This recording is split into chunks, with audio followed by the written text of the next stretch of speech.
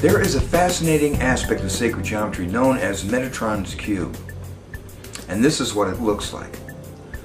I've been making mandalas based on this archetype for a really long time, over 20 years, thinking about it, contemplating it, meditating on it, just listening to it all these years. So the first question is, who is this guy, Metatron? Who is this being known as Metatron? Where did he come from? If you investigate, you find that Metatron was an archangel who was mentioned in Islamic, Judaic, and Christian mythologies, medieval mythologies. He was considered to be the scribe of God. So this would make the archangel Metatron the equivalent of the ancient Egyptian scribe of the gods known as Thoth, Hermes. Now, according to legend, a scribe of God would understand the root principles of creation, which are almost always associated with sacred geometry. In fact, the archangel Metatron is many times pictured with or holding a cube. So that's a little bit about Metatron, the guy Metatron. But the graphic known as Metatron's cube didn't show up till later, when a medieval Italian mathematician named Leonardo Pisano discovered it. So the next question is, why and how did Leonardo come to call this particular graphic Metatron's cube? Well, the answer is simple. Number one, he probably had read, or not probably, he read the histories of Metatron. He was familiar with the legends. And number two, he was also familiar with sacred geometry, probably initiate in one of the schools, one or more of the schools that held those secrets. So between those two things, it points to the connection that Metatron's cube has with sacred geometry. And it traces right back to nature's first pattern and the 13 very special circles that are found inside the fourth consecutive circle of nature's first pattern. That's where it comes from. And when you connect the centers of those 13 circles, you get Metatron's cube. Oh yeah. Leonardo Pisano discovered, and this is the really cool part, Leonardo Pisano discovered that you could create an illusion of all 5 of the Platonic solids in this graphic that he had discovered. And he called it Metatron's cube. Connecting the edges of 4 equilateral triangles creates the tetrahedron.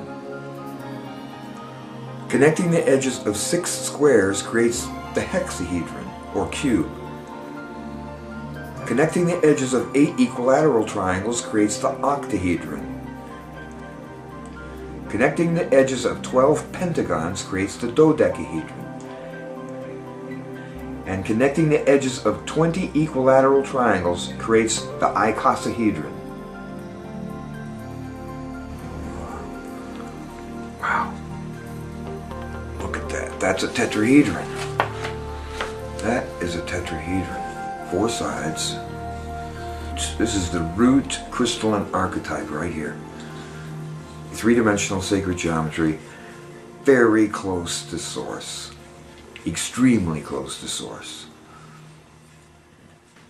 Now when you systematically study this phenomena of Metatron's cube, you discover that the first 3 Platonic solids, that's the tetrahedron, the hexahedron, and the octahedron, are perfectly blueprinted inside this 2-dimensional pattern. But when you get to the next 2, the dodecahedron and the icosahedron, you find that they are not perfectly blueprinted in Metatron's cube. The dodecahedron is almost perfectly blueprinted in Metatron's cube, but 6 additional short lines must be added in order to complete the form.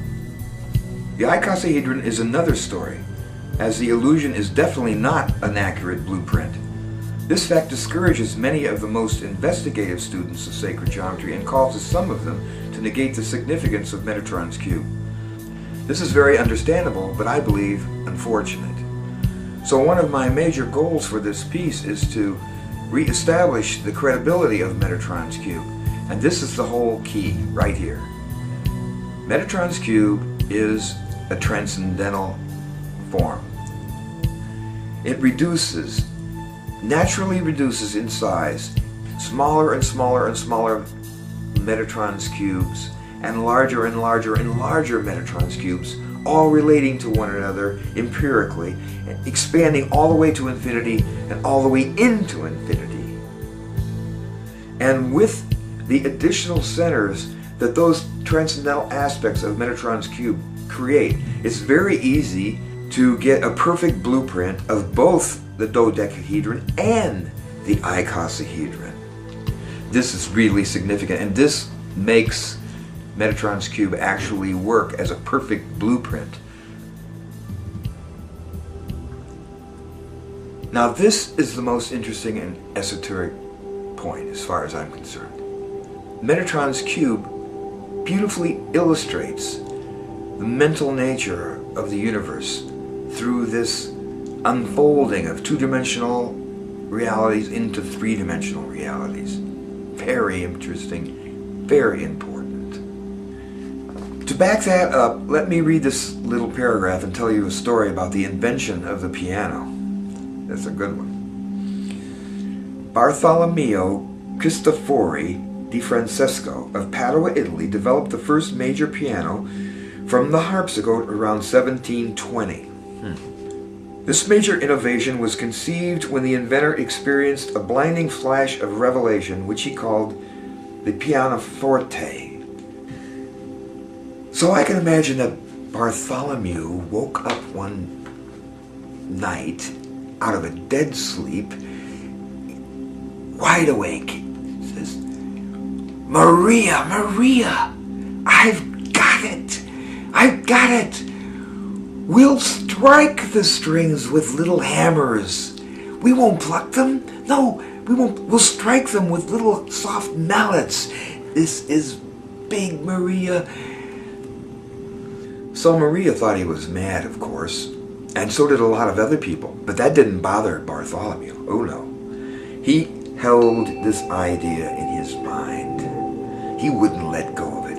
He thought about it. He started making drawings. He started making models. He started raising money. He spoke for it all over the place. He just held on to this idea and wouldn't let it go.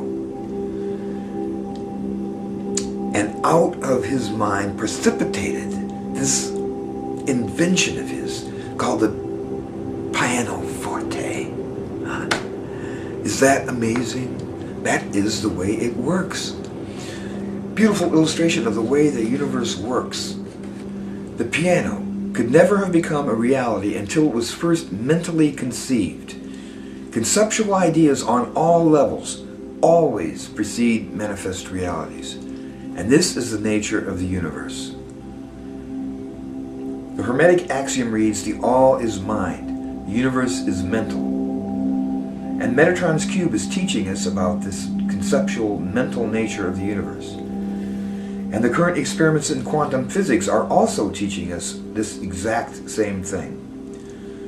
Nothing can be created without first being a conceptual construct of consciousness. Without a mental conceptual equivalent in consciousness, nothing could exist. And sacred geometry is the Creator's conceptual architecture out of which all things precipitate. Amat Goswami, the brilliant quantum physicist, teacher, and philosopher, says it extremely succinctly, quote, "You can make sense of this world only if you base the world on consciousness. Consciousness is the ground of all being, and quantum physics makes this as clear as daylight." Unquote. I would say that Metatron's cube also makes this as clear as daylight. As clear as daylight. Consciousness is the ground of all being.